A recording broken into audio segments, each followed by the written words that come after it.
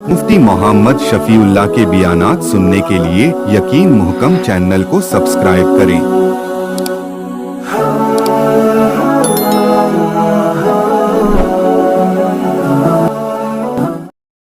नहमदुहु व नसल्ली अला रसूलिहिल करीम। अम्मा बअदु फ़अऊज़ु बिल्लाहि मिनश शैतानिर रजीम। बिस्मिल्लाहिर रहमानिर रहीम। फ़तलक़्क़ा आदमु मिर रब्बिहि कलिमातिन फ़ताब अलैहि इन्नहु हुवत तव्वाबुर रहीम। قُلْنَا اهْبِطُوا مِنْهَا جَمِيعًا فَإِمَّا يَأْتِيَنَّكُم مِّنِّي هُدًى فَمَن تَبِعَ هُدَايَ فَلَا خَوْفٌ عَلَيْهِمْ وَلَا هُمْ يَحْزَنُونَ صدق الله العظيم. اللهم صل على محمد وعلى آل محمد كما صليت على إبراهيم وعلى آل إبراهيم إنك حميد مجيد. اللهم بارك على محمد وعلى آل محمد كما باركت على إبراهيم وعلى آل إبراهيم إنك حميد مجيد. سابقہ درس میں اللہ رب العزت نے آیت مبارکہ میں ارشاد فرمایا کہ حضرت آدم اور حضرت حوا نے اس درخت کے پھل کو چکھ لیا. فلما ذاق الشجرہ، کھا لیا تھا سارا کے سارا پھل، بلکہ اس میں سے تھوڑا سا بھی چکھا ہی تھا. تو ان دونوں کے لباس اتر گئے، جنت کے درختوں کے پتوں سے اپنے جسم کو ڈھانپنے لگے. تو اللہ نے فرمایا الم انہاکما، کیا میں نے تمہیں منع نہیں کیا تھا کہ شیطان تمہارا کھلا دشمن ہے، اس درخت کے قریب نہ جانا؟ تو آدم علیہ السلام نہایت پشیمان ہوئے اور اللہ کی بارگاہ میں دست دعا عرض کی، میرے مولا تو نے پیدا کیا، تو نے اپنے ہاتھ سے بنایا، میرے جسم میں روح ڈالی. پھر اللہ رب العزت نے حضرت آدم علیہ السلام کے دل میں کچھ کلمات القاء فرمائے. فَتَلَقَّى آدَمُ مِن رَبِّهِ، تو اللہ نے آج کی اس آیت مبارکہ میں ارشاد فرمایا فَتَلَقَّى آدَمُ مِن رَبِّهِ، بس حاصل کیے آدم علیہ السلام نے اپنے رب سے کلمات حاصل کیے. وہ کلمات کیا تھے؟ سورہ اعراف میں اللہ نے اس کو ارشاد فرمایا ربنا ظلمنا. رسول اللہ صلی اللہ علیہ وسلم نے ارشاد فرمایا جو دعا ربنا سے شروع کی جائے نا، اللہ اپنی بارگاہ میں اس دعا کو رد نہیں فرماتے. ربنا یعنی بندہ اپنے جس طرح کوئی کہتا ہے کہ اے میرے پیارے ابا جی، جب کوئی چھوٹا سا بچہ ایسے کہے تو والد کو پیار آ جاتا ہے. تو فرمایا ربنا، اے ہمارے رب، ربنا ظلمنا انفسنا، اے ہمارے رب ہم نے اپنے آپ پر ظلم کر لیا، ہم نے اپنے آپ کے ساتھ ناانصافی کر لی. وَإِن لَّمْ تَغْفِرْ لَنَا وَتَرْحَمْنَا، اگر تو نے ہمیں معاف نہ کیا، ہم پر رحم نہ کیا، لَنَكُونَنَّ مِنَ الْخَاسِرِينَ، پھر ہم نہایت ہی بہت ہی بڑے نقصان اور خسارے میں ہونے والے ہوں گے. حضرت آدم اور حضرت حوا نے یہ دعائیں کی تو اللہ رب العزت نے ان کی دعا کو قبول فرما لیا، توبہ قبول ہو گئی. تو آج اس آیت مبارکہ میں جو سورہ بقرہ میں ہے فرمایا فَتَلَقَّى آدَمُ مِن رَبِّهِ، حاصل کیے آدم نے مِن رَبِّهِ اپنے رب سے کلمات فَتَابَ عَلَيْهِ، اللہ نے ان کی توبہ کو قبول فرما لیا.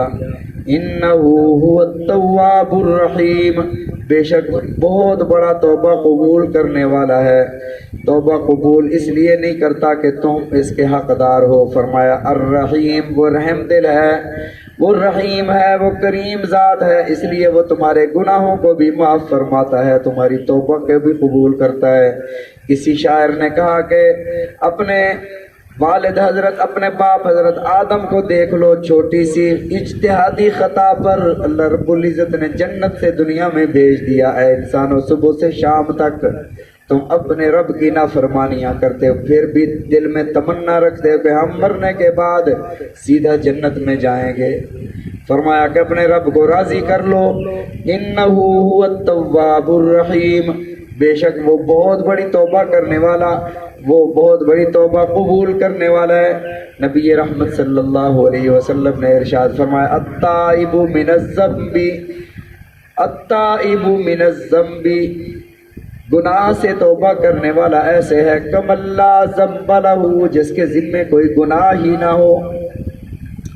फरमाया कि अल्लाह रब्बुल इज़्ज़त ने नबी अलैहिस्सलातु वस्सलाम पर वही नाज़िल फरमाई, फरमाया कुल या इबादियल्लज़ीना असरफू, ऐ मेरे महबूब सल्लल्लाहु अलैहि वसल्लम मेरे इन बंदों को खबर दे दीजिए, या इबादियल्लज़ीना असरफू अला अनफुसिहिम ला तक़नतू मिर रहमतिल्लाह, अगर इनसे कोई गुनाह हो जाए, अपने आप पर ये ज्यादती कर बैठें, अपने आप के साथ नाइंसाफी और जुल्म कर बैठें, ला तक़नतू मिर रहमतिल्लाह, मेरी रहमत से मायूस ना होना। इन्नल्लाह यग़फ़िरुज़्ज़ुनूब जमीआ, बेशक अल्लाह ताला तुम्हारे सारे गुनाहों को माफ़ करने पर मुकम्मल कुदरत रखता है, वो तुम्हारे सारे गुनाहों को माफ़ फरमा देंगे।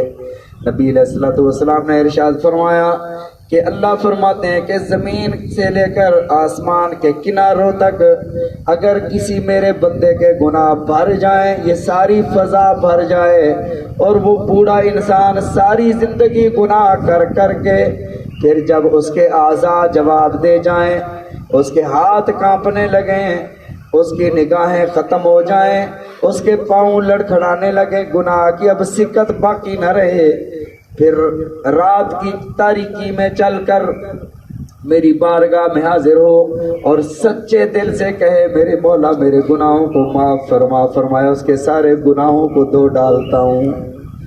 फरमाया ला तक़नतू मिर रहमतिल्लाह, सारी ज़िंदगी गुनाहों में गुजर गई, सारी ज़िंदगी अल्लाह की नाफरमानी पे नाफरमानी करता रहा, लेकिन जब ये तौबा करने आया अल्लाह ने फरमाया ऐ मेरे बंदे मैं तेरे सफ़ेद बालों का हया करके तेरे सारे गुनाहों को माफ़ कर रहा हूँ। फरमाया कि फ़तलक़्क़ा आदम मिर रब्बिही, अल्लाह ने हज़रत आदम अलैहिस्सलाम की तौबा को कबूल फरमा लिया। फिर इरशाद हुआ कुलना बितू मिन्हा जमीअन, हमने कहा उतर जाओ, मिन्हा जमीअन, इस जन्नत से सारे के सारे, फ़इम्मा यातियन्नकुम, ये उतरे कहाँ पे थे? कुरान और हदीस खामोश है कि कहाँ पे उतरे थे। इसराइली रिवायात में है कि हज़रत आदम अलैहिस्सलाम श्रीलंका के इलाके सरनदीप में उतरे थे, और इसी तरह एक रिवायत में है कि हिंदुस्तान में शिरकुल हिंद में उतरे थे हज़रत आदम अलैहिस्सलाम, और हज़रत हव्वा को उतारा गया जद्दा में। जद्दा को जद्दा भी इसलिए कहते हैं कि जद्दा का माना है दादी, अरबी ज़बान में दादी को जद्दा कहा जाता है, तो जद्दा को जद्दा भी इसलिए कहते हैं जहाँ हज़रत हव्वा को उतारा गया था।